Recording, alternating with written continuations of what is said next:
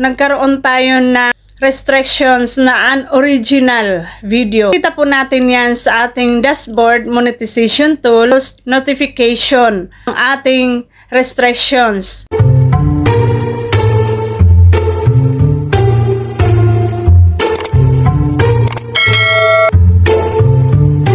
Hirap po ang ma-restrict kasi hindi po tayo basta-basta makapag-support o makapag-engage sa ating kapwa content creator. Katulad itong sa akin ngayon. Yung makikita nyo sa aking likod, hindi ko napansin kung bakit bumalik na naman ang aking violation o restriction na ganito.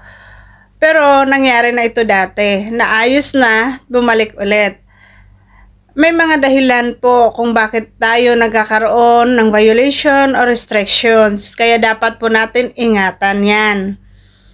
Ituturo ko po sa inyo kung paano mawawala yan at paano tayo makakaiwas sa ating restriction.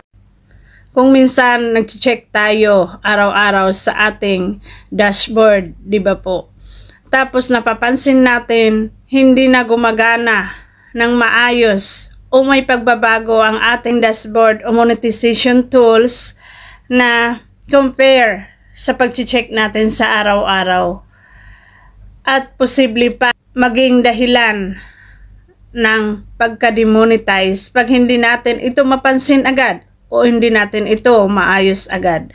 Ano dapat natin gawin para maiwasan natin ang ating restrictions sa ating account or violations? Halimbawa po, kung ang ating restrictions ay dahilan ng unoriginal content, katulad ko, nung mga nakaraan, mayroon po akong restriction na unoriginal content.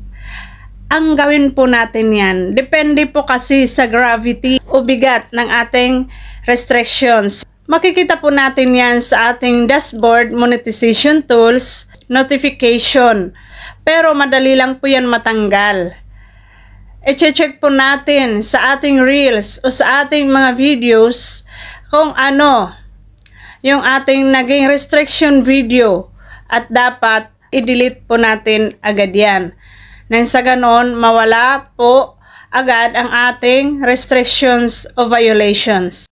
At sana may natutunan po tayo pag-share po ang video na ito at ng mga tulong po sa iba. Maraming salamat!